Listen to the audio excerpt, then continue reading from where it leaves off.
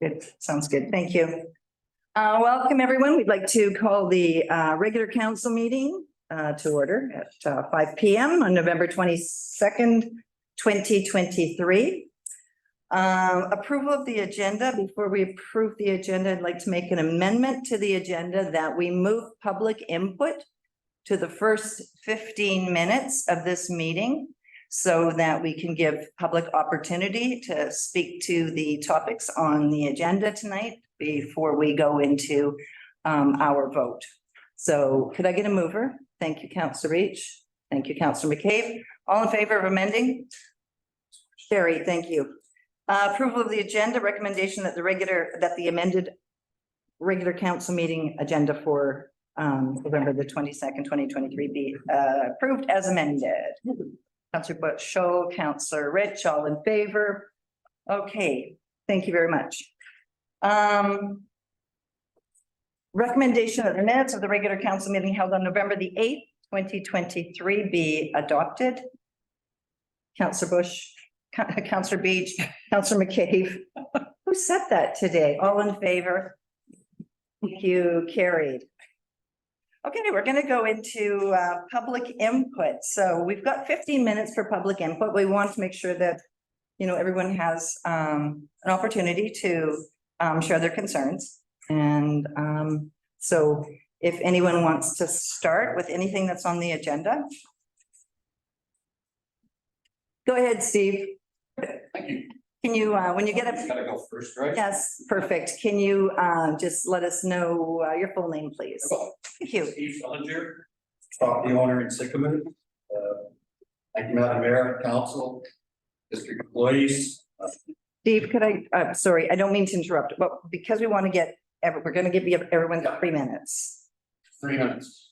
Please. I did apply for delegation, but that was turned down, so I moved it forward to the next December one. I guess I didn't get it in at the time, but basically I'm here again to speak to you about the healing center and the location of it.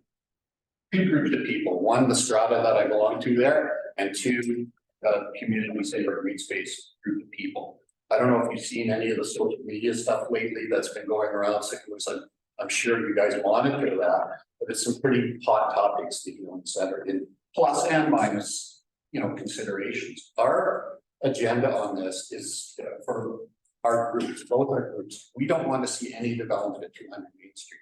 The previous council and mayor has made it very clear that that won't happen, that it will never be a part. And this council has said that to me in an in-camera meeting last November.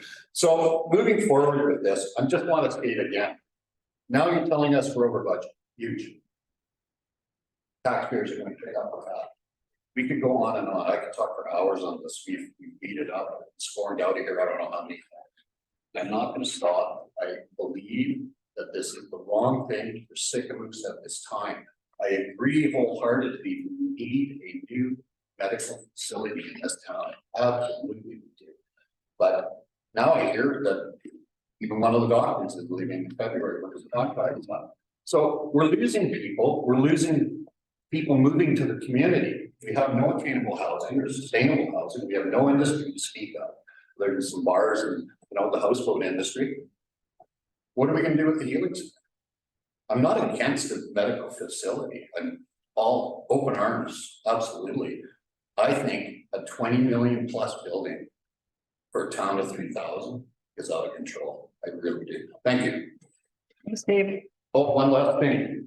In November last year, we met and spoke with Kelly Bennett also. And at that time, I requested that we have a formal town hall on the subject and also a referendum vote. And the word to me were that it presented properly that council would consider. Those are the words. So rest assured, next council meeting that will be presented properly. Thank you. Thanks, Dave. Go ahead. Your name, please. My name is Jennifer Taylor. I live in Sycamoose. I also have a small business here. Sounds to me like some people are afraid of the new healing center it'll cost too much, will deprive us of a green space, and it will attract the wrong people to our community. In reference to the cost, I'm going to counter with the architect for this project is offering the services for free. We're also using grant money from the local Indian band to splat some people. In addition, the office space will be rented to a demographic of people who can afford to pay the rent in a new building close to waterfront. In 2026, our annual amount to pay would be $75,000, with the possibility of being 5% higher. This is a lot less than what it would cost for other projects that people would like to see. Low-income housing would have huge annual costs incurred for upkeep of the building that would not be covered by rent. The pool that people would also like to see would cost even more for upkeep and staffing and would definitely not be covered by user fees. Financially speaking, the healing center is definitely the least strained for the taxpayer. In reference to the keeping of a green space, I would like to point out that part of the green space will still be here. The council has been listening to the public's desire to keep the green space. The building and parking are being planned to leave as much green space as possible. There will still be trees and picnic table. In response to the claim that it will attract the wrong kind of people, I think it is worth mentioning that we have had a methadone clinic running just blocks from the proposed location of the healing center on Main Street for years. The services are locals, and many people who go there are people that you and I know, and they deserve your respect. I believe this healing center is an excellent opportunity to help build a community that would be strong for all of us. People ask, where will all the doctors come from? Keep in mind that we don't just need GPs. We need physiotherapists, chiropractors, occupational therapists, mental health therapists, community nurses, and many other specialists. We need only 15 offices built to make the medical building more financially viable. People ask, how will we attract them? A beautiful new building close to the waterfront is a great incentive. Our beautiful community is also a great place to live. The medical practitioners may choose to live here. Then we will need homes built. This demographic can afford to pay to have homes or homes built. This would help our community economically. They would also need to buy groceries, go for dinner, etc., which is another economic spin-off of the healing center. We are talking about attracting people here to work, and they also live here, and that are of a demographic that can afford to build homes. This is community building at its finest. Where would they come from? Why would they come here? Many doctors in Kamloops and Vernon operate out of very old buildings. Some are old homes that have been converted to office space. A beautiful new building near waterfront is incentive. Another incentive is that this is a nice area to live and play in, and there are more affordable home building options here than in the city. The patients that come to the facility would likely be of the demographic that are able to drive themselves. We have very little in the way of public transportation. I don't see the facility attracting hardcore drug users that are homeless, as they would need a way to get here. When wondering where the people will come from to work at this medical clinic. I am time, please. Sorry. It's okay. I have a lot more good stuff.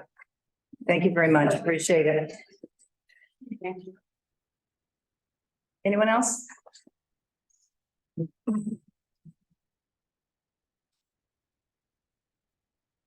I have lived here since 1964. And I truly believe that this is the wrong approach. The parking in this town is terrible, and it's only going to get worse. The parking in the new facility will take away from business on Main Street. There is nothing wrong with the location, as she said, also very close to our beautiful lake. With lots of parking. I don't know how much it would cost to renovate it, but I'm sure it would be under the budget that is set. We don't need to be fancy dancy. And also, my concern when I seen the design of the building was our snow load. I know we haven't been getting as much snow as we used to years ago, but it could be on a cycle. And I don't know how you would get out there to shovel the snow. I'm not against anything medical, but I'm really against the location. When we have a place to renovate beautifully with lots of parking. And that 2 houses were bought by the district, and that was supposed to be the location, which is further away from our lake, but still very close. And there's been nothing communicated to the public about those 2 locations and what is going to transpire there. I would just like to see more meetings and more transparency to everyone. People ask you a question, we can't even answer them. And that's all I have to say. Thank you, Mary. I'd like to pass my time along to Steve to continue what he was talking. Sure, I'll Thank you. Thanks.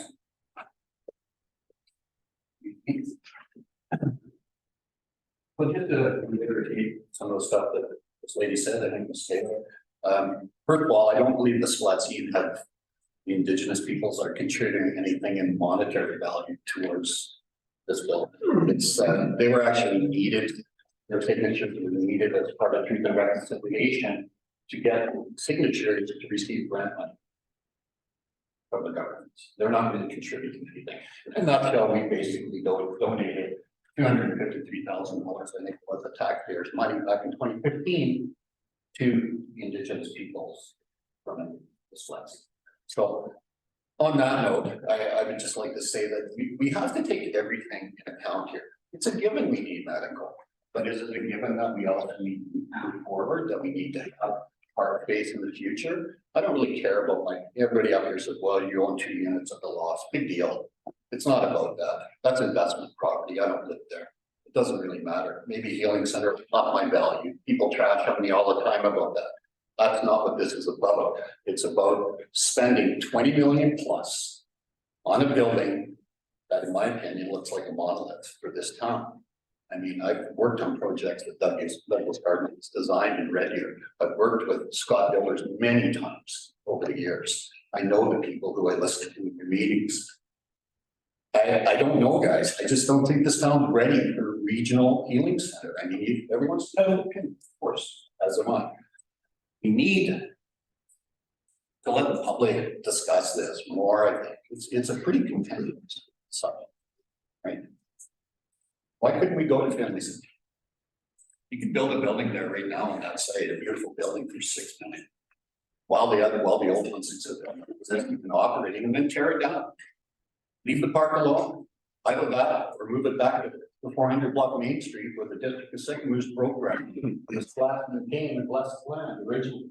Yeah, they had to see it really. So with that said, you received, and when I say you, I mean the district of Sycamore, not necessarily this council, but some of the council members that are sitting now. There was no pushback when it was announced at 400. But then the habitat scenario showed up and they were gonna, it didn't matter, we can build a big building. That all went away. That's all gone. But the people from Arizona, I don't even know if they're part of this. People were, the town manager's gone. Everything's changed in the last few years. As have our needs. We're not a growing community, are we? Are we? Yes, we are a growing community. Am I done? Yeah, you are. Okay, sorry, thank you. Thank you. Lori, can I just take one more online, Dawn Banks, and then Lori, you can step up. Go ahead, Dawn. Can everybody hear me? Yes. Yeah, go ahead. I think it's unnecessary, but I want to remind council that you have a divided community. I think it's very evident both on social media and in face-to-face conversations people have. And it may be very well worth your while to take this to referendum. I know that it's another time delay, which could in turn change costs, but I think that with the division in your community, it may be something you should consider. Thanks. Thanks, Dawn. Go ahead, Lori. State your full name, please. Laura Weber. I live here in Siglers. My understanding is 200 Main is commercial property. It's not a park.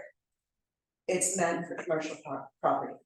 So if we don't build a medical services building there, the district can turn around, sell it, $3-4 million. Guess what? We're gonna get a hotel. you're gonna get something that nobody wants and all the green space is gone there. It was never a park. It was never meant to be a park. It's always been a commercial property. We need a medical facility here. And I think we could be a destination facility. If we had the right lessees in there, we could get an MRI suite, a full-time laboratory. Can you imagine not having to go to Sound Hearts just to get blood? And get a doctor. Thanks, guys, don't, Hi, still talking, please. still talking. Yes, we're losing doctors. Revelstoke has 23. If you build it, they will come. And I honestly believe that. If we have the facilities, shell in some of the office space, shell in a suite or two. Don't finish it. Let them pay for it. Why should they be on the hook for finishing their space? Let's see if we can get them to come in the first place. It's commercial property. And that's all I have to say. Thank you, Lori. Kate, we're gonna run into a little bit of overtime here, but I will take the gentleman in the back first up to the mic, and then Ed will let you have a turn after this. We'll go a little. The district, they don't finish up their projects, like the Southwood Bridge, for example. Been waiting over 2 years for it to be finished. Like street lights were never put back in on the road. The one directly across from my driveway, the one right above the mailboxes. You need a flashlight to check your mail because it gets delivered at 4 o'clock. When I first moved here 8 years ago, the district purchased 200 Main Street for a park and a green space. 400 Main Street was purchased for medical center and housing. They had a groundbreaking ceremony, they burned some sage there, they tore out all the trees, and there it sits. 2 little garden boxes. Absolutely nothing else done. Boat launches are in terrible disrepair. Except for the old town bay one, of course. But if you're public, you have to park a mile and a half away. Well, that's all I gotta say, like, you know, your spending is outrageous. My taxes have gone up 46% as well since I moved here. Thank Just, you, you know, thank you. I don't need another 50% hike. Okay, thank you. We're gonna go with Ed, and then we'll go with Alec. Ed, do you wanna, Let's Steve take mine 3 minutes. hey, you guys, Okay, you know what? I'll let it one more time, but no more. If you guys want to speak, speak. But Steve, I know we've heard from you several times, so please go ahead. Go ahead. Go up to the. You guys can all hear me. I mean, this lady mentioned that it's commercial property. Absolutely, that's the zoning. That's what it was purchased as. It used to be the, whatever we want to call it there, the little huts and everything. I'm sure there's lots of artifacts in that ground to dig up. But the thing is, I have paperwork on District of Sycamore letterhead of why that land was bought. It was bought for when the footbridge was going to go in for a staging area for that project, and then for park-like gatherings. That's what it was purchased for. And the public in this town agreed with that. And the past mayor, Terry, there's news clippings with him sitting at the picnic table in 200 Main Street, calling it the park. In the park. I have paperwork saying that it was purchased for the possibility of a park. Yes, it is commercial property. You guys can wave the magic wand, designate it a park. We're asking you to do that. Leave it as a park. There'll be no hotel built there. You know that. You would squash that in a heartbeat. I know how this works. We want it left alone, simply. And we also would like to have a new facility and some doctors drawn to this community. Definitely. Thank you. Thank you, Steve. Allie, you want to step up to the podium? State your name, full name. Hello, my name is Allie Watson. I'm a homeowner here in Tiffany's, born and raised, lived for 20 years. This community means everything to me. I spent my whole life working my butt off so I could get right back here. But I do want you to know that I love very many people in this room that are opposed to this clinic, and I respect your opinion. I want to say that first and foremost. Progression is so important to this community. We need progression. We need to build. I know a lot of you don't like hearing it's a resort town, but unfortunately, we have a lot of resort people coming, we have a lot of people that sold everything to move here to be homeowners in the town. We need to protect our dogs, we need to protect professional people in this town so that they don't leave. Our building's falling apart, we know it costs a fortune to maintain monthly to keep that building here, plus who wants to work in there? It's awful, it's been awful for a long time.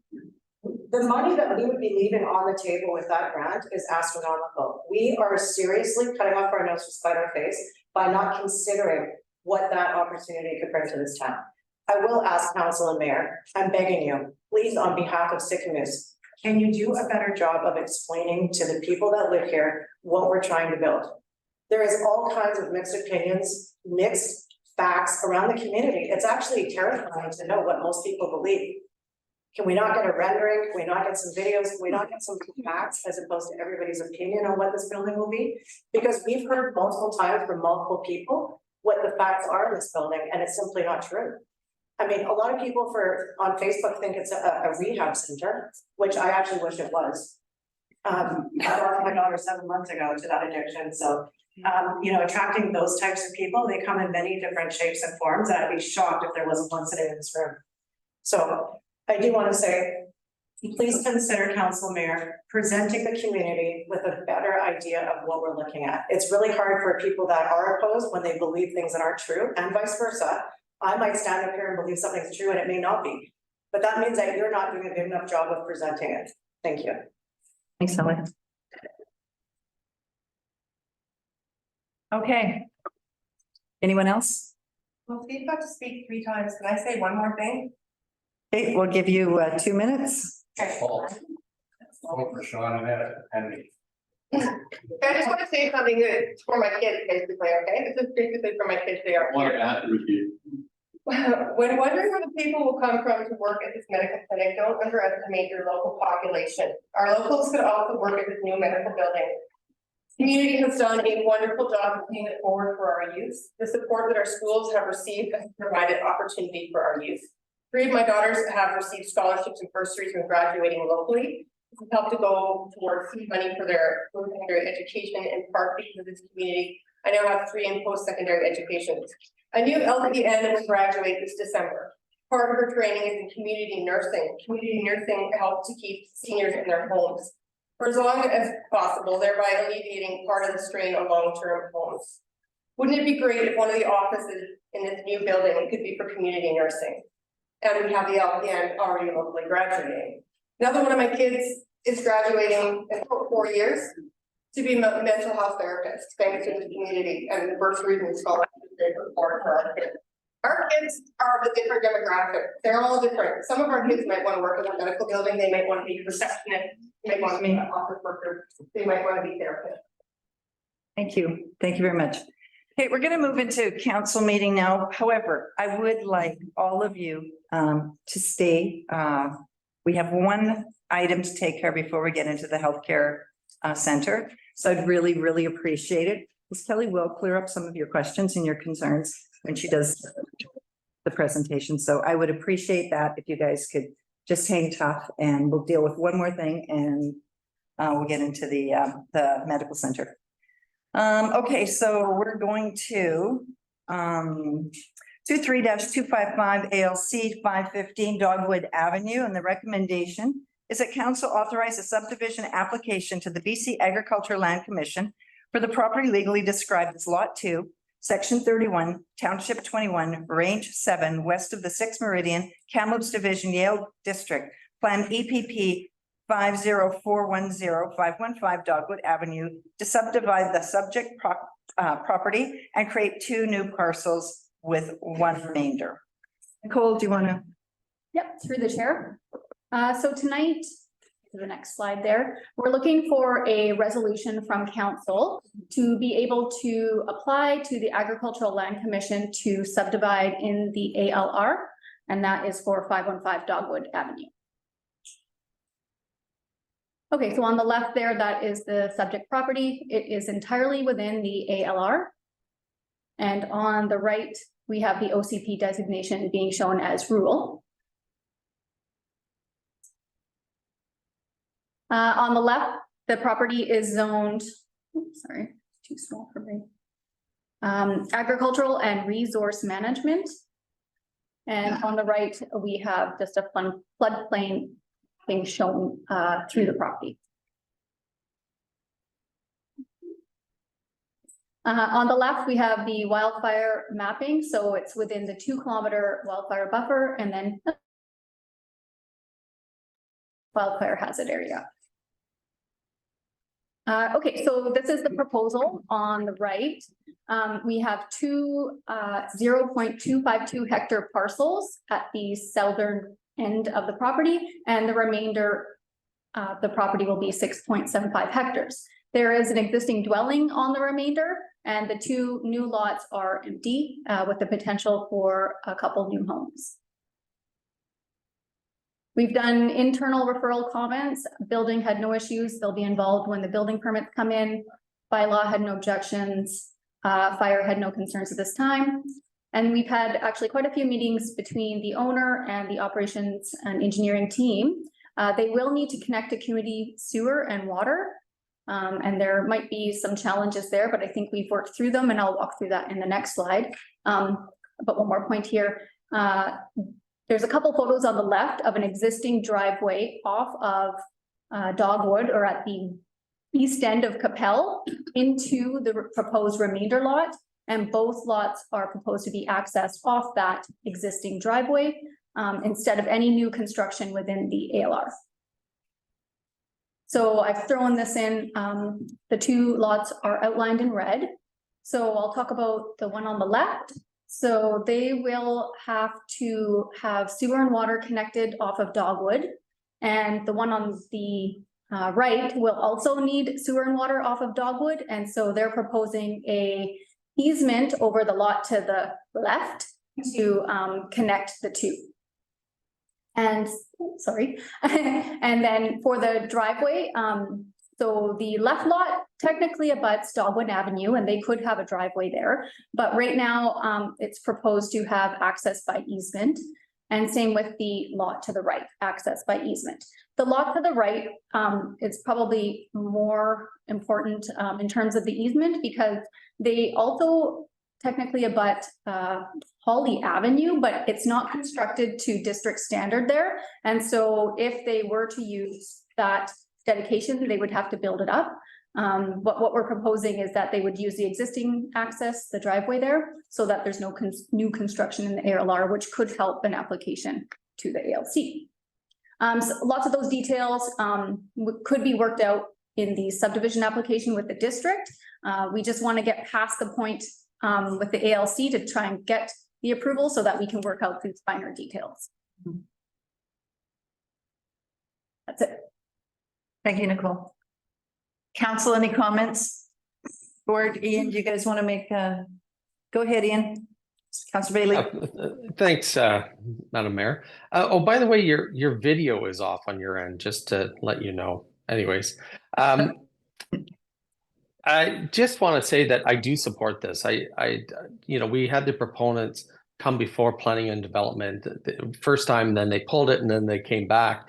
And, you know, it's really I think another example of ALC land that could be better used. I mean, their plan is to still have some small scale farming on it, but they just want to subdivide it. And I think this would be an excellent opportunity to still keep the farming aspect, but then also include some more housing. So I certainly support this, and I think it would be a really nice addition to the town. Whether the ALC approves it, I think that's the big question. So, but anyways, I think this should go forward tonight. Thank you, Councillor Bailey. Councillor Bushel. Yeah, through the chair. Yeah, I support this 100%. It's 2 more residents to the community. It'd be nice to have 5 lots there, but unfortunately it's ALR land, and it'll be tough to get even these 2 out of the ALR. But yeah, we supported, our planning committee, all 4 of us supported it, and we'd like to see this go through. Council, any other questions or concerns? Okay, I'm gonna need a mover on that. Councillor Bushel, second, Councillor Rich. Okay, all in favor? And it's carried. Thank you very much. Thank you, Nicole. Okay, moving right along. Recommendation that council authorize the corporate officer to enter into a fixed price contract with Scott Builders Inc.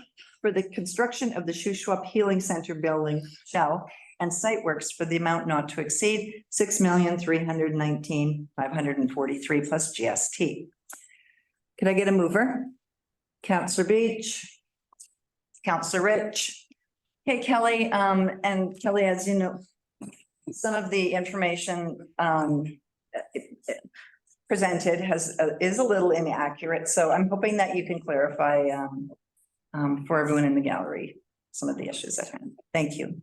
Yes, most definitely. So before we get to the actual resolution of awarding the contract, I do have just for the inside of what's tentatively going inside the healing center, just for clarity purposes.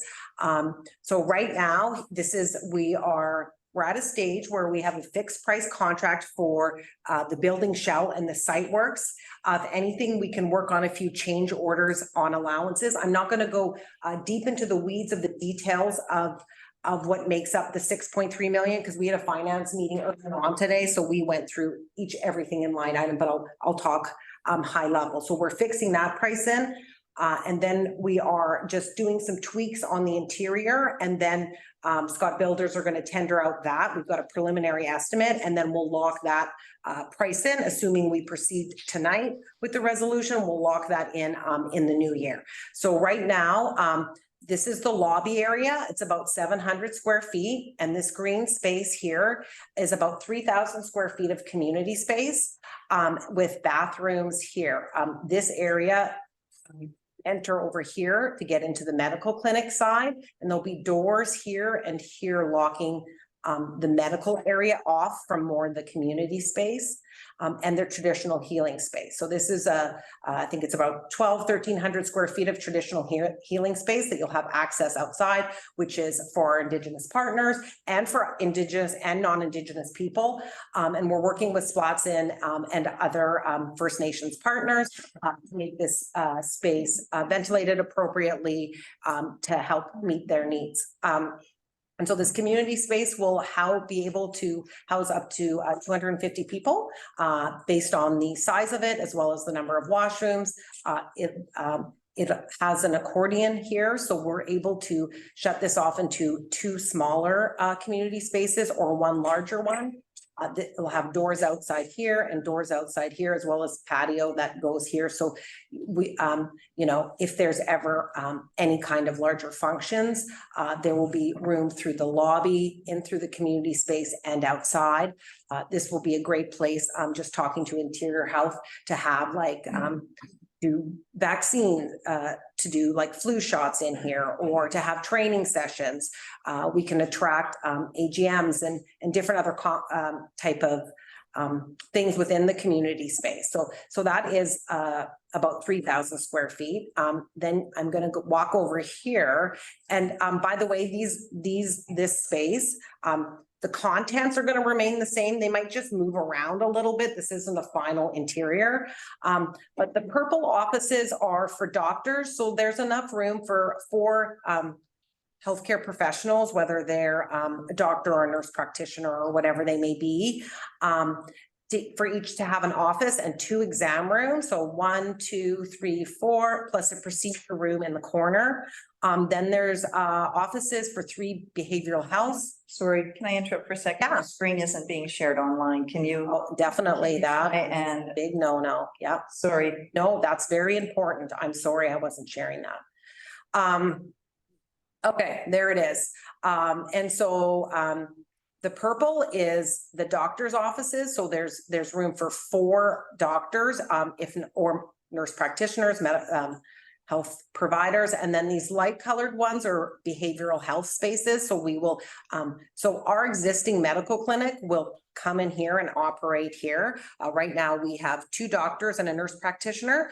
One doctor's leaving, but we're getting a locum in. And then we have another one. Hopefully we'll find out on December if we get that contract signed for another doctor to come in. So we're actively recruiting physicians. So these behavioral health spaces, Eagle Valley Resource Society is looking at having one of the space to provide some of their services. I know we have a lactation specialist who's interested, and a couple other people. And these doctors' offices, they're all 10 by 12, so they're very versatile. So they don't have to be a doctor's office. They're going to be built with fluidity. So depending on who we have and what we attract, then we'll have the ability to convert some of those offices. And then we have a big physiotherapy area in the corner, potentially adding in some hydrotherapy pool, and then washrooms here, staff room. And so this kind of is the medical piece of the building. And then this orange area here is third-party space. So that's 2,500 square feet. We've done an expression of interest. We have interest from Life Labs, from a pharmacist, from a dentist, and Interior Health is also interested in moving their space from Parkland Mall over here, but we have no firm commitment from them. So we're leaving that piece a little fluid right now, and we're just going to shell this piece out. And while we're building it, we'll work on locking in the tenants for that space. So that's just a high level. Did I miss anything? Did anybody else want to comment on as it stands, what the inside, what this space is going to house? No, we're not gonna, I don't want to get. 6 million to cover, Kelly. Yeah, I'll get into that. Yeah. I just wanted to show for clarity what was going inside the building. Kelly, do you know that we already have a physiotherapist in town? Yeah. She's been on mat leave and she hasn't been able to replace herself. And she tried even to offer a phone for somebody to come in and take her place and hasn't been able to. So like healthcare, there's a great shortage. Yeah. Yeah. I Building's not gonna change the shortages Canada-wide. Okay, Thank you. Okay, Cynthia, I want Kelly to get through her presentation. So, because she's going to get into. Okay, so now I'm gonna break down the numbers. Okay, Okay. now we're gonna talk some of the numbers.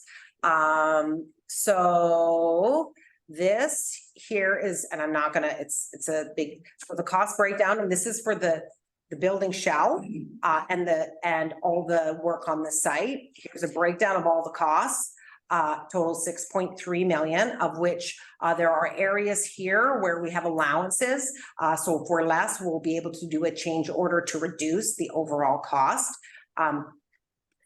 Coming here, so if we look at the total project budget, this money, we have spent to date about 750, so there's still 9.2 million left in the $10 million budget.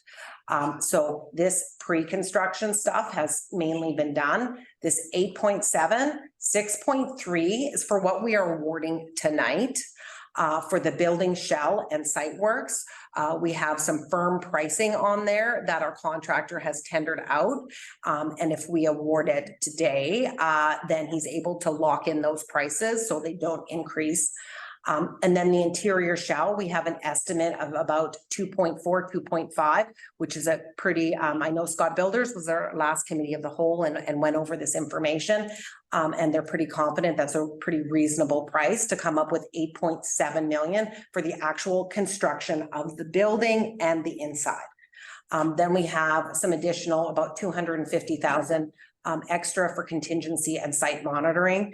And then in addition, in another budget, we're funding from some reserves, some medical equipment and some office equipment, and some landscaping out of so that'll be about another like 600,000 to 800,000 for that piece, which will be scheduled to do once the building piece is built. How is this being paid for? So originally back in 2019, we were approved for 5.9 million. And since then, we've received another 300,000 from the Ministry of Municipal Affairs. And then we received last year a Growing Communities Fund, a grant. It wasn't specifically for the Healing Center. It was for different municipalities in BC to be allocated towards whatever your community is in need of. So which worked great for us. So then we were able to allocate this to the healing center. And we've gotten approval from the province that we're able to apply these funds here. So the fact that the province has issued us almost $8 million towards this project. The province is very much behind this project and very much supports this project there. Hence, we're allowed to allocate $8 million of their money to it. And then we have about $2 million we're funding from our internal reserves. Since 2019, we've been putting money away for the health center, recognizing that, you know, years have passed since it originally started and cost escalations and inflations have been occurring. It's the reality. So it's totaling now 10 million. So that's how we're paying for this 10 million here. Let's see if I've got, and then I just want to quickly talk about the operating budget for this healing center. So as it stands right now, our existing medical clinic so we bought the existing medical clinic in June of 2021, or maybe it was 2020, June of 2020. Yes, it was June of 2020. Pam would know. So our first full year of operations was 2021. We had a deficit of 112,000 to run the healing center. So because it's owned and operated by the District of Sicamous, we bill MSP and we keep a percentage of that to cover our overhead, but it doesn't cover it all. And then in 2022, it was about 140,000. And as we are getting better at managing and getting a larger doctor load, our projected deficit is about 74,000. So we're going in the right direction. So the goal is to get that as close to zero as possible. And we're going in the right direction. So with a budget, we've got the budget of the building, and then we've got an existing deficit from the clinic that we're just moving from the existing clinic into the new clinic. And so what we're anticipating is the community space. This is, I think, very low. We're budgeting $1,000 of revenue per month, but I'm pretty sure we can get more than that. The third party lease space, like 2,500 square feet, we're saying, you know what, below market rate, about $15 per square foot. This doesn't include any triple net either, which will be an opportunity to charge. And so we've reduced that rent the first 2 years, recognizing some tenant improvements will need to be done. So we're giving them a break there. And these are just preliminary estimates. Behavioral health spaces, so those are the offices in the back. If we rent out 3 for $200 a month, that's $7,200. And then the physiotherapy or hydrotherapy space for $750 a month to come up with some revenue over the years.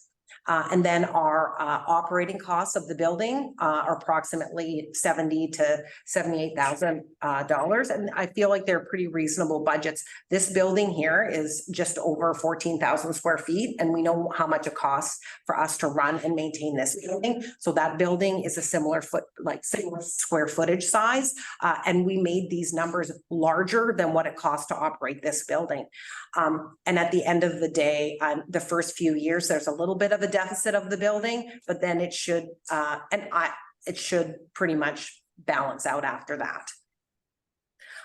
In terms of the operating costs. Can you guys just let Kelly finish and then I'll give you a minute. Yeah, so that's from an operating perspective, what we're anticipating. This also doesn't include any triple net reimbursement we would get from our tenants. Also, there's an opportunity to work with CSRD to do a cost sharing contribution. There's a lot of patients that see our doctor's office that live in Area E and the surrounding area. And CSRD recently did a cost sharing with the North Shuswap Health Society that runs a health center out there. So there's an opportunity to work with CSRD for them to give us some money as well for the operations of this facility, recognizing that it does serve a lot of residents within Area E. So that's kind of sums up the operating and high level capital where we're at. And I just wanted to quickly talk about the contract and then we'll open it up. If I'll you'd like to give it a little space, yeah. Okay. Can we just finish? I don't know if you can hear us up here. We'll get to you in a moment. Yeah, I'm almost done and then we'll. 10 million is for a half-finished building, is that correct? It's only being built for walkout.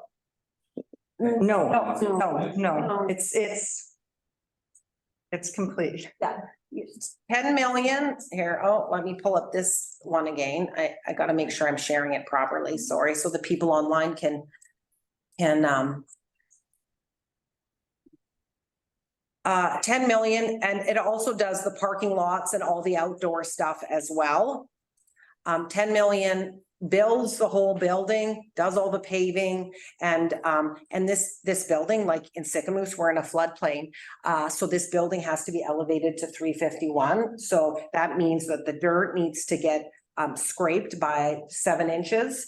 And then about 1.5 meters of fill needs to come in there for anywhere the building is, and the parking lots. And this is common for any build in Sycamoose.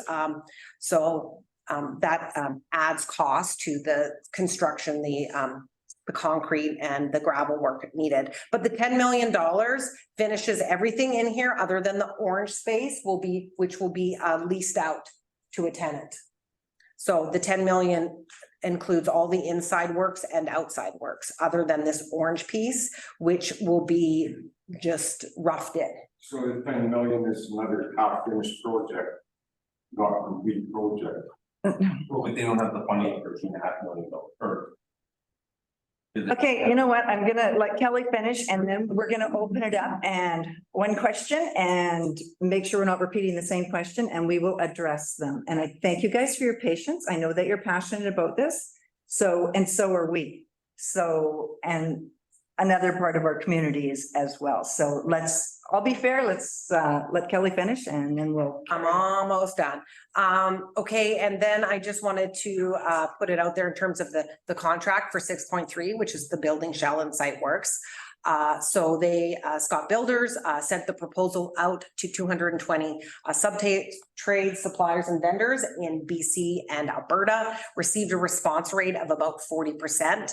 I think quite a few different trades, and the majority of them, I would say 95% of them, I've looked at the list, are from within the region. So they're either, the farthest away I think is Kelowna or Kamloops. It's either Blind Bay or Salmon Arm or here. They're all sub trades within the region to come up with that 6.3 million. And like I said before, the interior development, we have a preliminary budget of 2.5 approximately, and over the next month we're going to finalize that, and the final layout will come to council for approval. Then the cover architect will be able to do proper interior drawings, tender that out, and then we'll get into a fixed price contract for the interior works early in 2024. And with that, I just wanted to see, we do have a CCDC contract to enter into. It's currently with legal, giving it a very thorough review before we actually, so you will authorize this today, but it won't be signed until we receive the comments back from the lawyer and put that into the contract. This aligns with our health and wellness priority and helps to achieve the development of the Shuswap Healing Center, and so it supports the recruitment and retention of healthcare professionals within Sycamoose. So with that, Thank you, Kelly. Okay, I'm going to start with Cynthia because she was way back when. Can we get a rendering of the building? What kind of procedures will they be doing? Will this budget take in like an electrocardiogram machine? So if we go into the doctor with chest pain, they'll do the electrocardiogram right there rather than ship us like they do to Salmon Arm. And then they speak the electrocardiogram fine. Will that be included in this money? Can I answer? That's a really good question, and I don't have all the answers, but what I do know is that you need that. Yes, that is major in building this. So we're actually working on a list now. So we talked to the Shuswap Hospital Foundation, and they have like high level agreed to help support us with things that some people from Sycamoose don't have to go to Salmon Arm for. So once we come up with a list of all those items, then they're willing to work with us to fund some of those things, recognizing that, we don't want everybody to always have included in the bigger. The electrocardiograph machine? No, it isn't. So is that totally, the equipment's totally extra? Yeah, we have a budget for the equipment and we do have funding for the equipment. Yeah, but exactly what we have. Somebody can read this equipment and read the electrocardiograph? I'm not sure about that specific type of equipment because I'm not familiar with that, and our health center manager is working with the physicians on creating some of the things that our community needs. So exactly the details of that, I do not know. Yeah. Sean, go ahead. I mean, this was kind of presented as a one-stop shop, and it was based off of our aging demographic. But I'm not really seeing anything that really is specialized towards them, that they wouldn't still have to be going somewhere else, outside of not even having a doctor. And in saying that, also with the rental revenue, I think you're counting money that you don't have, or you don't even have the process of making right now without people. So I think it's all speculation. It's like that field of dreams, that we build it, they will come, but that's not a guarantee, and that's gonna be falling on the taxpayer as well as the $2.5 million. I know we're talking about the interior not being done, so in saying that, is this being put down onto a taxpayer that doesn't even want this thing to begin with? And if so, how much is that gonna be? And is the town actually aware of how much this is gonna affect them in a time that people can't even afford gas or groceries, or there's no work in town? I have 3 kids, none of them can get work in town. So this is it's great, the healing center. It could be in the other place and save some money, like everybody keeps pushing. I just don't see. I think it's silly to think that if you build this, that all of a sudden you're just gonna have an influx of people that are willing to work there, and you're counting on money that's not. It's no guarantees. Kelly, did you want to talk, just go over the tax implications again, perhaps? Yeah, or so we have done, we've put it out there and we've asked who's interested, and we do have interest from multiple individuals on certain spaces in there. But doesn't mean I'm sending money. I know, so exactly. Well, nobody's gonna sign a lease unless something's actually physically there. So all we can do is do our best estimate based on the information that we have today. Did you have that estimate on increased taxes on the tax? Yeah, I can. You're talking 3,000 people, right, year round. Yeah, so based on the information that we have, that I have right now, here,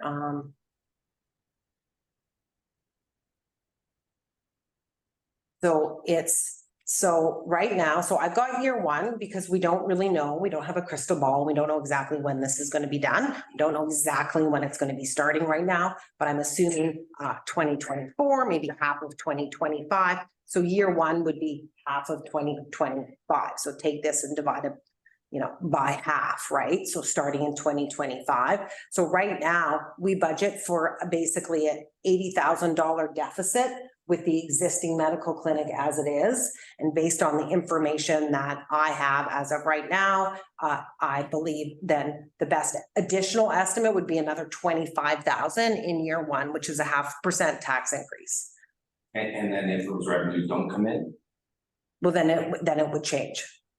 Can I just, yeah, but sorry, but those revenues are from us billing. We're running the medical clinic, so it's from our medical billing. So our panel has gone from 1,700 patients since we started running the medical facility to now we're just about at 3,000 patients. So there is a need for a bigger facility here, and we are gaining ground, and at some point we'll be flat. Yeah.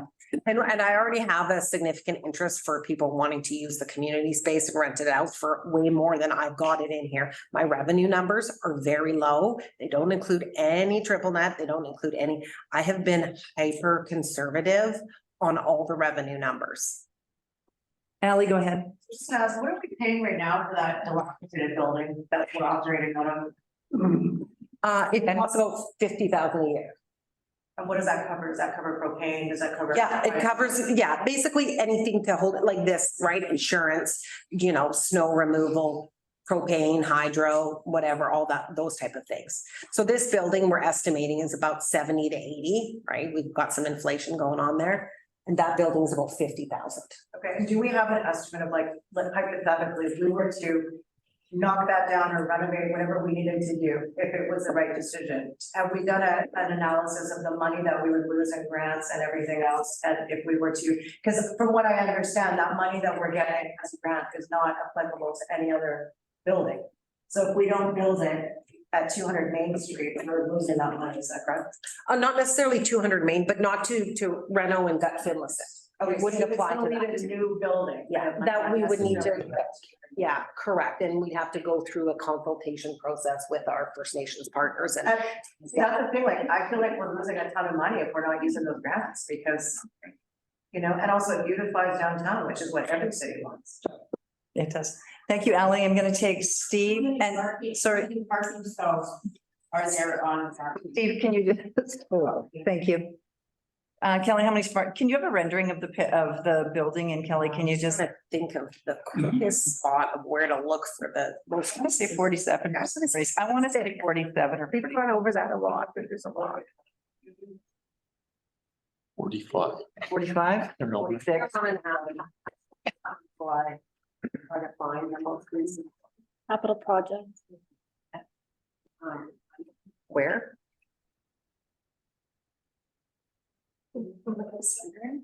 Yeah. Yeah.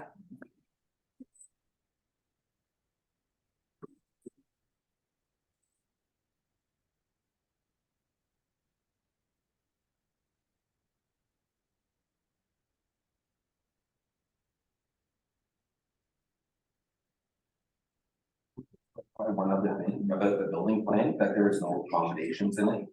I could, there's no accommodations in it. There's no like. No, there's no overnight. We, There's no something about positions, a locum space, like we thought if we brought a locum in, we could put them in the medical clinic for the night. We're not.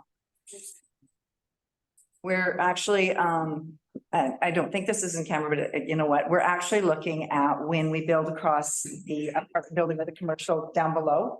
We're hoping to make a deal with the builder there that we have space for a locum or a space that a doctor can land here while looking for space. So that's what we're doing there. And it's not often a town will receive $8 million in funding. But why do you have a contractor that's $300 more per square foot than any contractor in Kelowna? Is that a fact? $450 square foot is the average commercial space in Kelowna. Yeah, yeah, this year.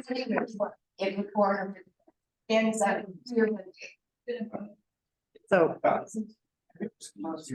okay, so we've got some parking spaces. Let's Hold on, it's regroup. Still under $500 per foot.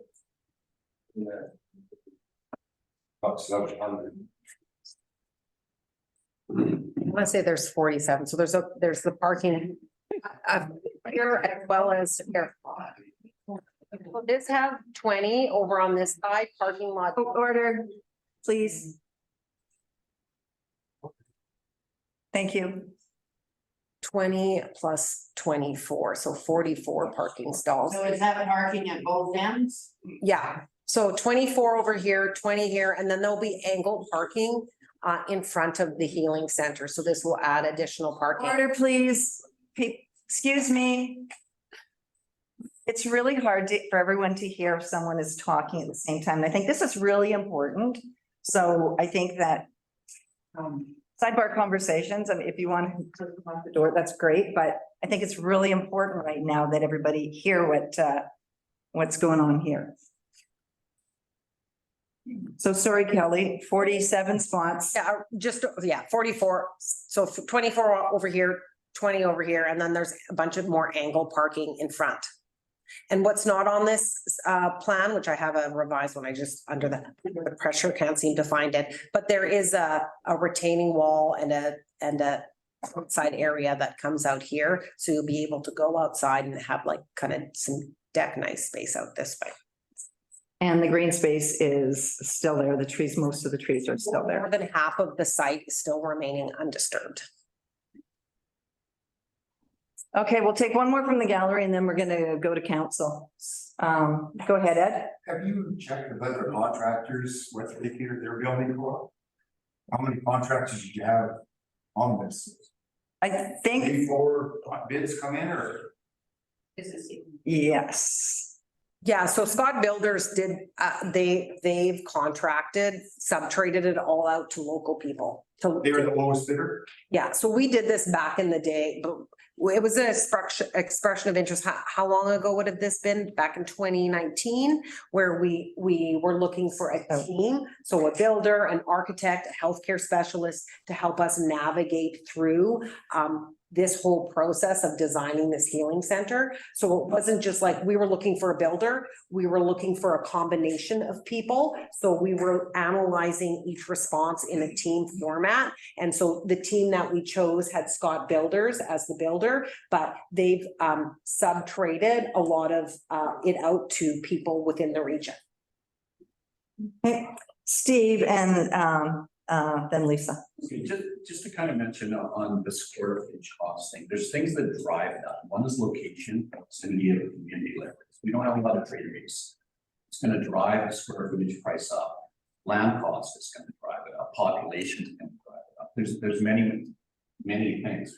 Design especially is going to drive it up. In the construction industry, it's very, very common and well known that built up is less than built out. Everyone knows that within the industry. Building like this is classified as a grade B commercial building. It's essentially a square box with lots of fancy facade work and stuff like that, and non-structural stuff with a flat roof on it. As the district, either past councils on that council and the present council, has there been any research done into building like a smaller footprint, like go this way? With a nice design. I mean, Doug did a great job of doing the waves and all that. It looks pretty stanky. I like it. I have no issue with it. That's not what my concern is. My concern is saving as much of the trees and grass as we can. And I know there is some left, and I give kudos to that. And Kelly, thank you very much for your presentation. It was great. But it's going to cost us more to build this building if we build it flat than if we build that. And I think it's the wrong location. And I'd like to ask this question. The 6 million, there's 3 stages of construction, 1 lockup, 2 substantial completion, and 3 occupancy completion. What will the 6 million take us to? Lockup or substantial? The 6.3, I guess, will do all the site work, so the paving you see there, and the lockup. Okay. And then another 2.5. No exterior finish. Oh, then it'll be exterior finish, yeah. It'll be all finished. It's Okay. like, yes, Okay. all finished on the outside and interior driveway. Yes, Wired, plumb, drywall, paint. here, I've got the detail of that. I didn't want to bore everybody. That's what's called substantial completion. Yeah. Then you go for occupancy, and that's how you put your equipment and everything else in and finish tiling. You 1 second. Exactly, so 6 million will get us to substantial. without any inside work done, Okay. correct. So, Okay. I mean, all the roofing and the insulation and all that will be done. Yeah, I've asked this question before about, I've touched on it. Would council at this point in the game with so much unhappiness and anger, whatever you want to call it, in the community with this project, would you consider a redesign? I'm asking you to consider a redesign and do a smaller footprint, because you seem bound and determined to build it at 200. I mean, you said to me that will never be a part. So you know what? I give up. So be it. Build your damn healing center there. But let's go up. Let's save some more grass and trees. You know, I'm all about development. Believe me, if I wasn't retired, I'd probably build some buildings in this town. Thanks, Steve.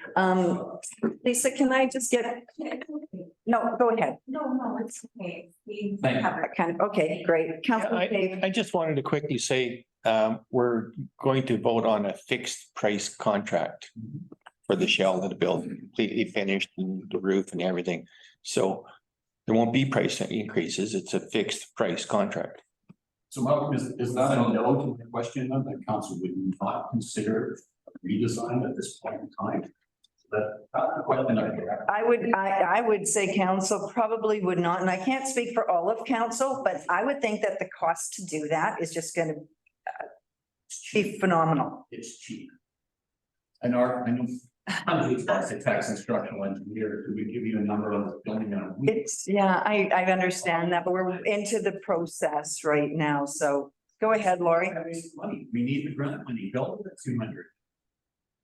Build it for the 6 million, even put 15 million into it. Let's take that funding and let's go up rather than out, then everybody's happy. Put a down hockey rink in the winter there or something, whatever, something that's gonna add value to the community. And we get our feelings. Thanks, Steve. I think at one point, and I can't, I cannot remember for sure, but there was a reason we did not go 2 stories. Kelly, do you know? And Lori, I'll have you next. Yeah, I recall it was specifically for, I guess, the units behind it. We were trying to be mindful. We didn't want a really high building to obstruct views. That was it. People there would be happier to look at a nice facade and a nice roof line than looking down on a flat street. And that will be discussed at the next one. Right, and I guess that Like wasn't the, save the trees, do a 5,000 square footprint and go 3 stories. I'd rather look at a nice wall with baby stuff on it, finished in hardy plank, than look at a flat roof, tar and gravel. Okay, Let's go 3-story there. thanks, Steve. Okay, go ahead, Lori. I think the So problem. you haven't answered my question, would you entertain that? Well, I would have to, council, I'd have to, it's a council decision. I can't make that decision on my own. And this isn't right now the space that we're in for that. That's a simple question. Council, let's just take a quick vote. Councillor Beach, would you consider a redesign? No. Councillor McCabe, No. Councillor Bushel, I don't think I would because we'd have to go back to the government again and What? well, we'd have to change they might decide to change They it. just, they're just giving you money to build a healing center, We would have to go back for their approval. not for design. We would have to go back. Councillor Rich? No. Councillor Evans? No. Hey, thanks, Steve. We're gonna. Oh, no, sorry, actually, Lori, Councillor Bailey. Sorry, I forgot. Lori, 1 second, please. Councillor Bailey? Yeah, no, I think we should be doing a resign. That's exactly what we should be looking at today. It's probably what we should have been looking at a month ago. So yes, I would support that. Thanks, Councillor Bailey. Lori, go ahead. I think the one problem with going up is we're accepting an engaged community. We're looking at installing elevators, we're looking at taking medical equipment up stories. We're looking at noise down below, we're looking at. Multi-level. Come on. Steve, no one interrupted you, so please be mindful. That's what we've been doing. So going up presents problems there. I know the hospital in Vernon, when they did the new tower, they shelled in the top 2 floors, waiting for funding, which is great, which is exactly what you guys are doing with that space. Shell it in, let them fill it. We're talking 3,000 people though. Yeah. We're talking an aged community that we're accepting. We're talking about a senior citizen community base. We're worried about our community. And we're gonna ask them, we're gonna put in elevators so that they can get up 3 flights to have what? A Tylenol? Like, this is, you know, I'm not saying they're just gonna get Tylenol in the building, but what I'm saying is to see a doctor. How about respect, you guys? Respect. Thank you, Lori. Councillor Bailey. Yeah, I wanted to just make some comments on it that I made at the finance committee this morning. And I appreciate everybody coming out, and there's a very and large amount of opinions, I think, in the community about this. That's why I won't support this project. I don't believe we need a $10 million healthcare center at this point. We've gone from 6 million. This started out with being all grant funded. We went to 8 million, and then we had to put some extra money in. Fine.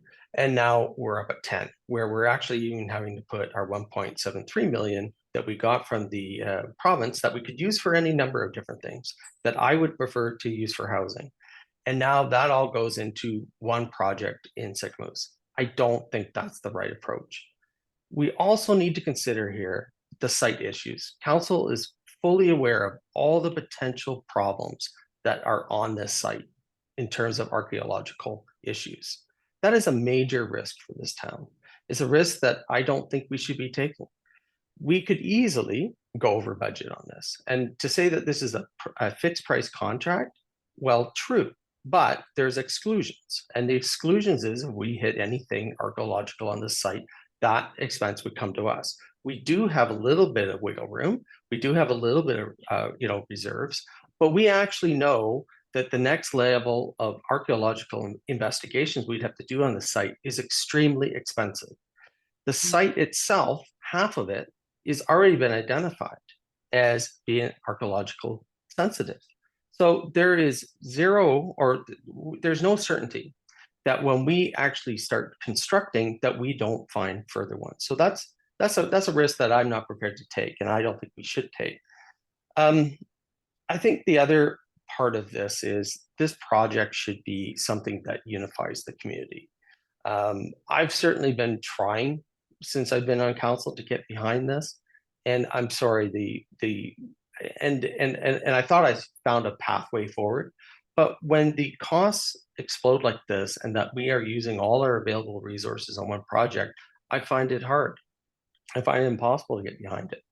I think we need to reevaluate this. This happens in business all the time, where at some point you get where we are in a project, you have bad news. We've had bad news in terms of the cost side of it.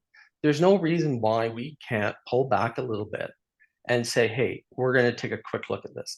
Can we have a $7 million healthcare center that still satisfies all our needs? I think yes. 50% of this building is either commercial rented space or it's hall rentals. And I get there's pluses for that as well. But it comes down to what can we afford? And I don't think we can afford this. I don't think we should be putting that 1.73 million that we got from the province that we could virtually use almost anything for, as long as it was to grow the community. I think we should be earmarking that for housing. And I know it's not going to, build a building, but it's a start towards something. And that's just my view. This is not a question of a health center or no health center. I believe this town wants a new health center. It's just not this one. And that's where I land. I don't think this is the right one. I want to see a new healthcare center. I support a new healthcare center, but we've got to do it within our means. And this is just outside of it. Thank you. Thanks, Councillor Bailey.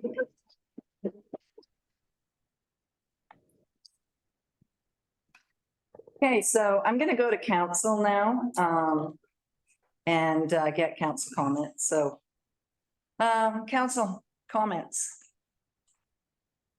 Councillor McCabe. I said no to revisiting on design because we are in a process that started years ago. We went out for expression interest, and like our CAO said, Kelly, that we have done a public process to pick not just a contractor, but a package to show what we needed for our community, an architect and a builder. And that's why we have that builder. And if we revisit the design, we're risking putting our government funding at risk. We already have downsized this building from 25,000 square feet to 15,000 square feet. That raised a lot of concerns with the government funding that we had in place, at the risk of losing it because it was a scope change to our original application for funding. But the intent of what the services we're going to provide still was there. If we go back to the government again and say, well, we might change it again. I think we could risk losing funding. We're going to build this building with $8 million worth of grant money and roughly $2 million of reserves that we have in our reserves in our community. It's no increase to our taxpayers to build this building. And as Kelly said, it's about a 0.5% increase for just the first 2 years of the operating costs. And then once we forecasting to come back on track to the same operating costs as our existing medical center that we have. And this won't just, we're increasing our footprint from about 1,500 square feet to about, I don't know, I think it's 2,500 square feet for the primary care portion of. For that, that's fine. More than that. So 3 times the space for a growing community to help bring young families into town, to help bring more people into town that can work in our service industry, because we are a resort town. We need this. It's not going to cost taxpayers anything to build this. And after 2 years of operation, we're told it'll run at the same cost as our existing healthcare center. So thank you, Councillor McCabe, and to. The $2 million worth of reserves. Were those reserves allocated expressly in the healing center, or were they for the whole community and other funding for other projects? Go ahead, Kelly.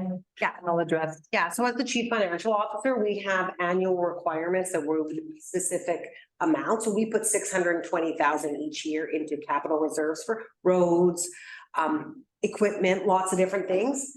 The healing center money had nothing to do with that money.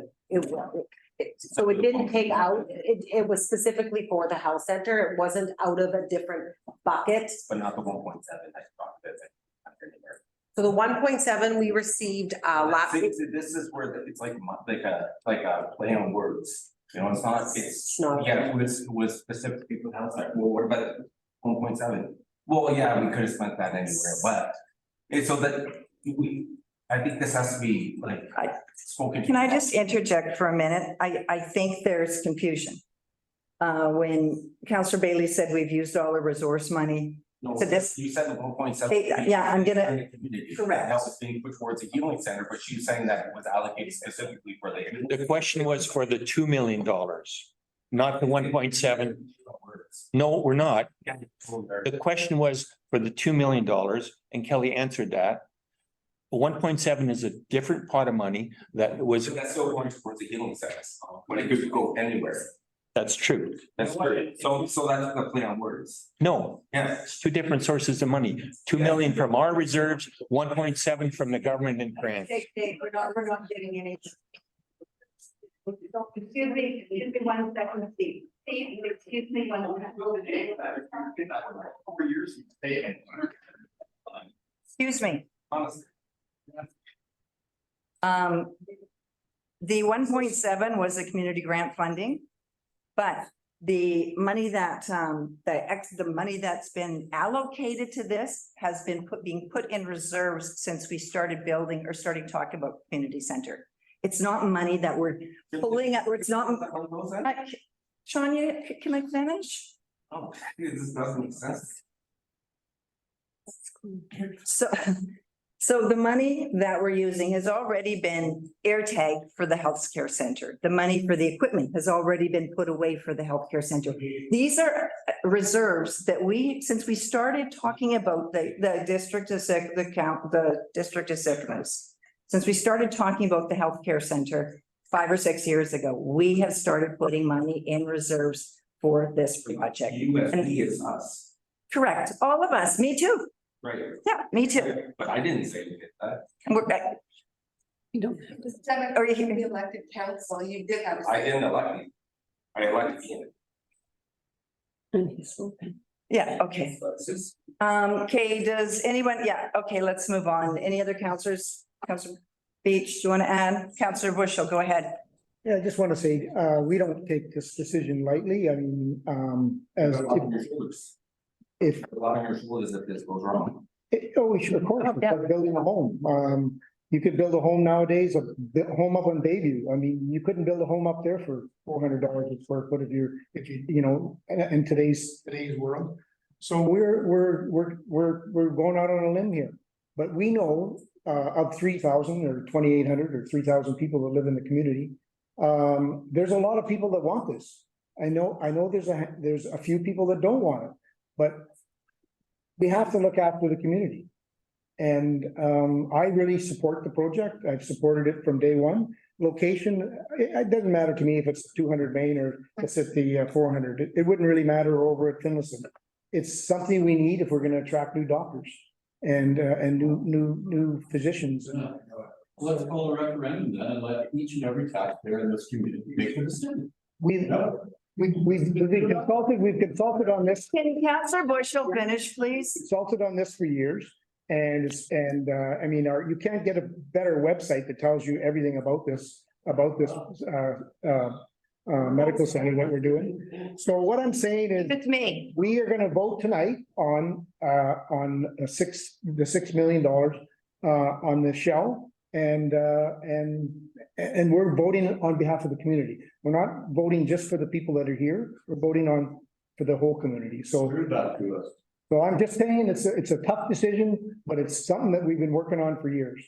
And one question, why isn't it being built where you purchase the two houses and rip them down? And that's what we were all told, that that's where it was going to be. Can you answer why isn't it going there? Yeah, Kelly, do you want to? I really don't know why. And people are very confused. Like here, and we still have a doctor's office with great parking, like people are confused.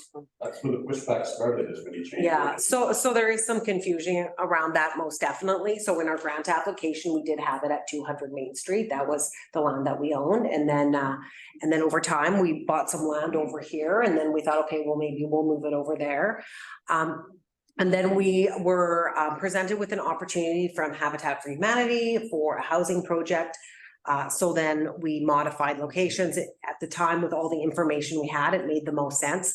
And so now we just did, we're not working with Habitat, but we are working with a different group on a mixed use building over there. So commercial on the bottom, and 1 and 2 bedrooms on 4 to 5 stories fronting Main Street. And so we did an expression of interest. We had 4 submissions. We've picked a preferred proponent, and we're working on what that may look like over there on Main Street. And then the back piece of that, we've given the land to Eagle Valley Seniors Housing Society, which and they're building a 37-unit seniors housing complex that has 1-bedroom units for seniors. Thanks, Kelly. But you know what? 200 Main Street was the kind of property that the district owned in 2015, when the grant was. You needed the indigenous input and signatures to receive grant money, so you had the name 200 Main Street as the location. After you got the grant money, not you, but that city council, then decided to purchase 400 block Main Street, broke the land there, and moved the location of the healing center to there. When Habitat jumped on board because they could get nothing done in Enderby, and they came here and gave the dog and pony show a couple of times, that didn't work out well. You decided to move it down to have cake and eat it too. Let's put the healing center down at 200 block, right? Even though you broke land and told people, right? That's what Mary asked. Why do you not build it there? Everybody was happy about a building and seniors and everything. No problem. This started when you moved it to 200 block, 200 Main Street. Last chunk of green space, which is not a designated park, it is commercial property, but that's gone, it's gone. And whoever said they build a hotel there, I'm sure the municipality would allow that to happen to the district. I think they were trying to give a 2 community projects. Anyway, just about done. Okay, so that's the fact. That is the fact. Am I right? Is it the only piece of property that the district owned at that time? And you needed signatures from the indigenous people to get the grant money. It was the piece of property we owned at that time. And then, yeah, and we did look around at other pieces of property. We actually looked at several pieces of property. Tell me that you voted against buying 200 Main Street. No, I didn't. I have to talk. Well, I need you to show me.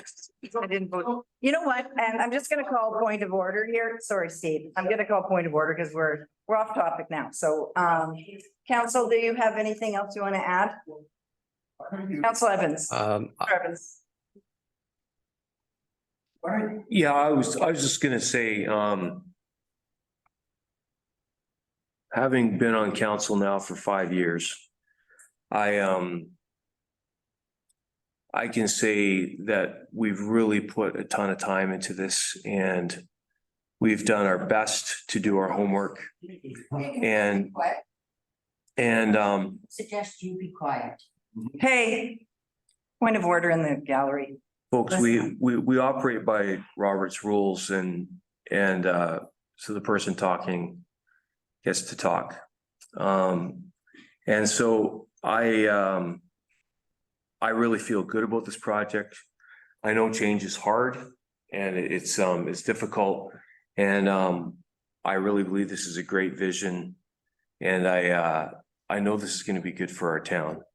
And I wouldn't say that if I didn't believe it with 100% of my gut. So I just would like to say I'm speaking in favor of this project. And I know it's going to be good in the long run. Thank you.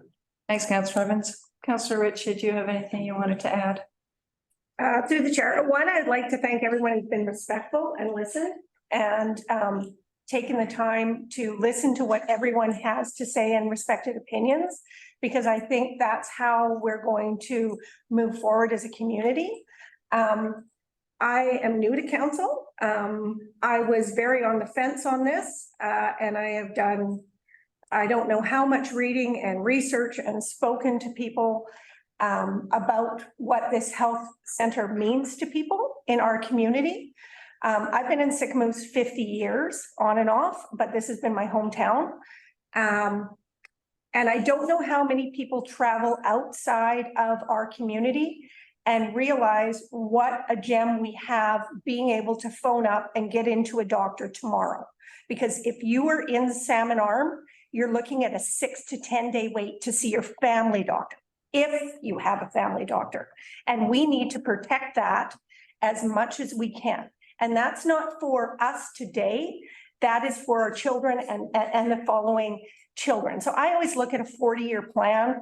I honestly, doesn't matter, you know, for what I have.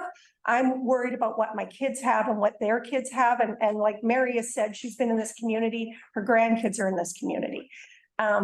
We need to protect that and we need to be smart about it because the provincial and federal government isn't protecting it for us. And I think this is a way for us to have that. So we have proper healthcare in our community and keep drawing in doctors and equipment and the things we need, because provincially and federally, the government isn't doing it. And Sycamoose has taken this upon themselves. And I think we're doing a good job. Thank you, Councillor Rich. Yeah, we're in the healthcare business and we are doing a really good job. Councillor Bailey. Yeah. Councillor Bailey, go ahead.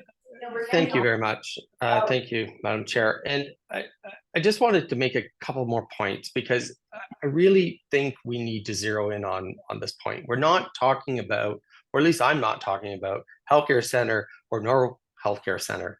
But I think when you have this level of escalation in costs, we have a problematic site.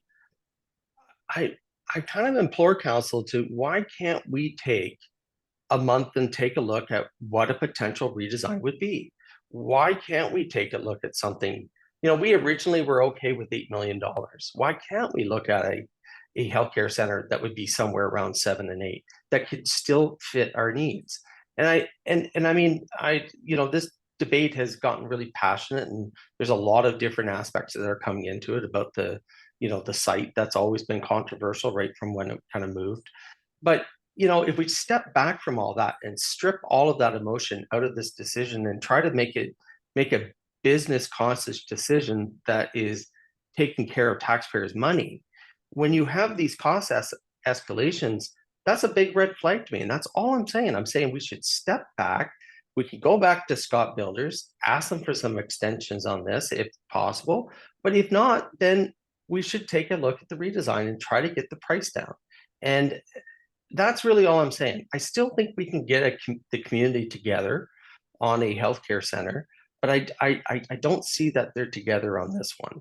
And I think as a council, you know, I really hope that we could take another look at this and get something that would have a broader consensus. But I totally understand and respect other councillors' opinions on it. I know I'm in the minority on this, but I really think we owe it to ourselves to see what is possible here and see if we can get this down to something that's a little closer to where we originally started out. I would be personally fine with the $7 million center, but I know that's my own opinion. Thanks, Councillor Bailey. Councillor Beach, go ahead, nice and loud, give a soft voice. I do? You do. Oh, okay. Wow, this is really interesting for me. Because I have been 40 years in healthcare and social services, 23. The whole concept of this building is based on bringing professionals who give care, often alone and unsupported, to small rural communities like ours. The support of having a primary care team around them.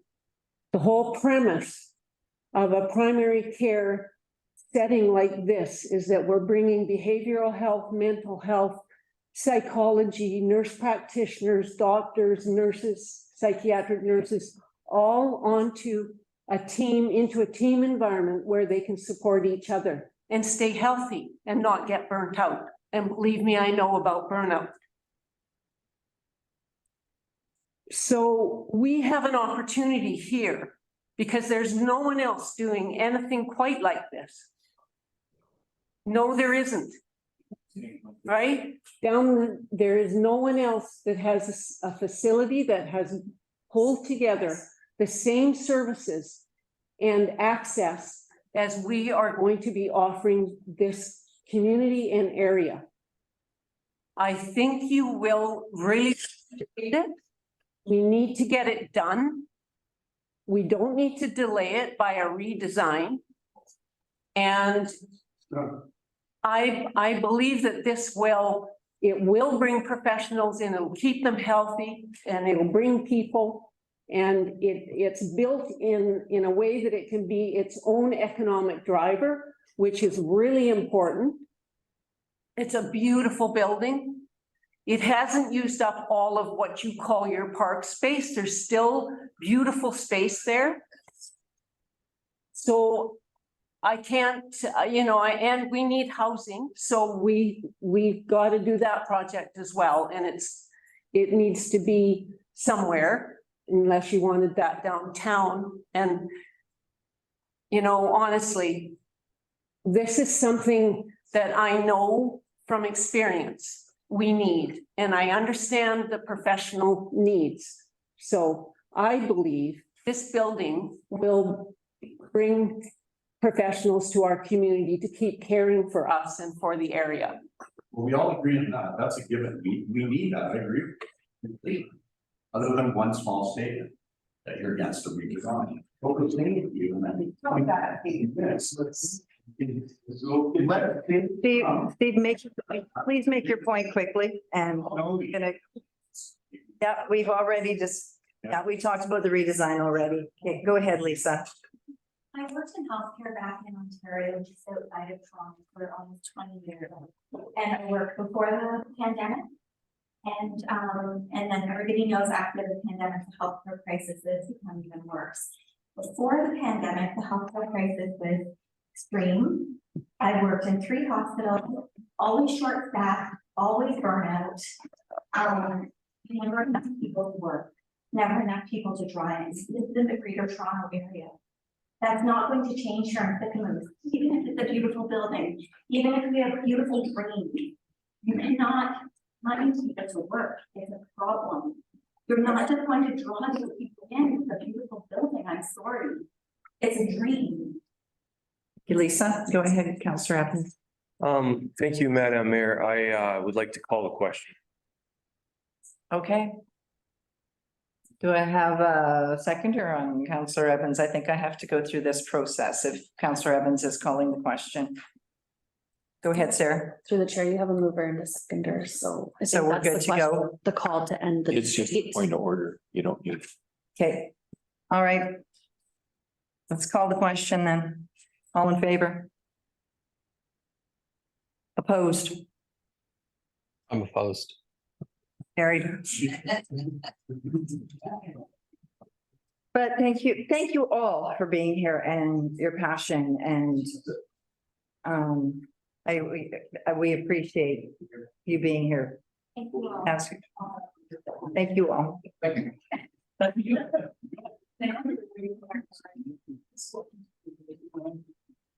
Okay, moving along. So Housing Committee Madam recommendation. Chair, could Yes, I sir. just ask, was I the only one opposed? Because I That's correct. can't see anything. Okay, Yeah, thank you. You were the only one opposed. Yeah, I couldn't see anybody on Yeah. screen, so that's why Okay. I asked. Yeah. I don't, Nice. thank you.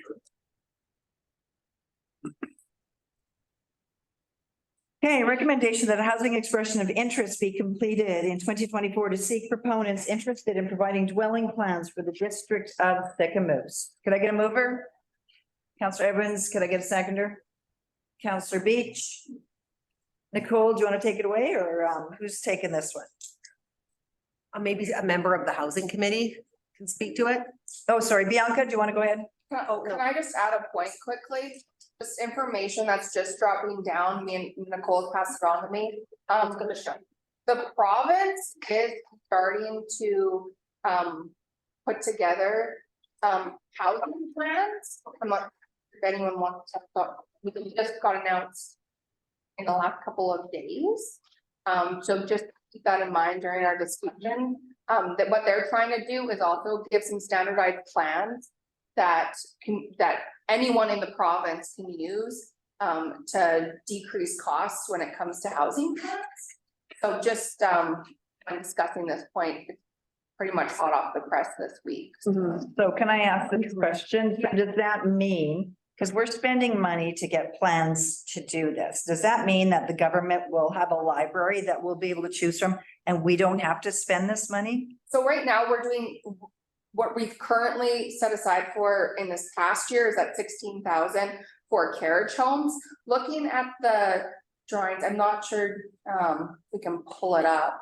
Nicole, if you would, there's just a news release. Yeah. On the province website. You want to Email it to me? Yeah, I think, Okay, go ahead, Councilor McCabe. yeah, our plan library is different than what this recommendation is. Our plan library that council has approved, that'll provide 6 drawings, I believe, Councillor Rich. Those drawings would be for from 2 different architects or 2 different companies with 3 plans from each company to have different types of carriage homes, one separate detached, one above the garage sort of thing, and one contemporary and one modern or 70s. Go with the houses. So this is a separate recommendation to have additional plans for a duplex, a triplex, or a fourplex kind of thing that people can come to the front desk and say, I want to put a duplex in my backyard. So it's separate from the 2 proponents that we've selected to provide us with housing plans for our library. What the provincial government is proposing is to what Bianca said, but if you look through their announcement, if you will, it's the implementation of it isn't until 2025 by the time they get that through legislation and they go to expression of interest like we've already done, and then they get a lead proponent, and then that company starts developing plans, and then those plans are issued by our provincial government 2025 at the earliest. It's 2 years. We're in a housing crisis. Thanks, Councilor Rich. Through the chair, I think the big thing here, the difference is the government is doing kind of a blanket, hey, we need to get housing going. And what SIMUS has done, and again, we're ahead of the curve. I've been to lots of housing meetings across BC. And what we've done is the housing committee has picked 2 different contractors. They are building secondary suite plans that actually suit Sycamoose. They suit our ground. They've talked to builders who build here. And so instead of a blanket statement of, hey, go build a secondary suite in your backyard by BC, what Sycamus is going to do is you're going to walk in and you're going to go, I'm thinking about building a secondary suite. And we're going to say, hey, we've got 6 plans that this is how the DCCs work. This is what your ground looks like. Here are the builders, and this is how it's going to fit onto your lot. And honestly, down to what it's going to cost you, depending on how building rates are. So the idea is when someone walks in, they're not reinventing the wheel. We can just hand it to them and say, this is approved by us. And you can put this in your backyard tomorrow. Here's 12 pieces of paper you need to fill out. Write us a check for this much.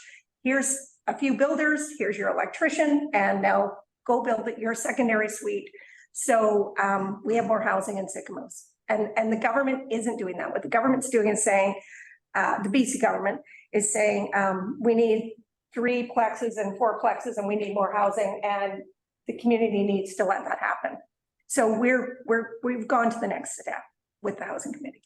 Thank you, Councillor Rich. Bianca, do you have anything else that you want to add? Nope, I just wanted to Point that out. We did not have one that agenda went out, and yeah, that's all.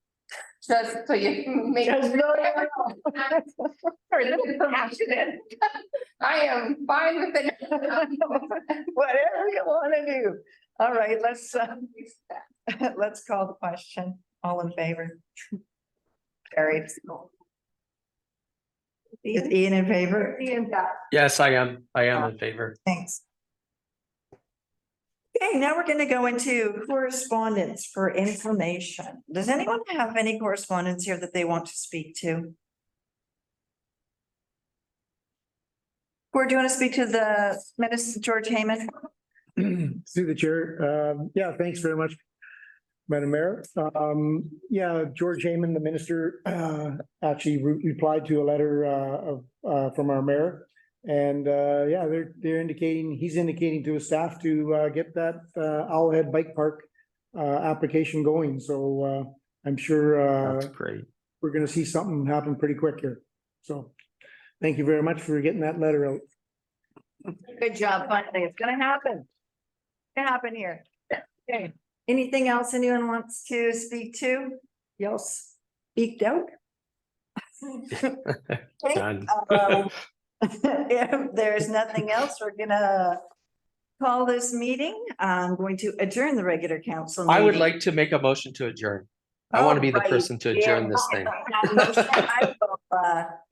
Thank you. Councillor Evans is going to second that motion, and I'm pretty sure you're all going to be in favor. So all in favor, we're going to call the meeting at 6:42. Adjourned. See you next week sometime. Yeah. See you, Ian. Ian, travel safe. All right. Thank you. Bye-bye.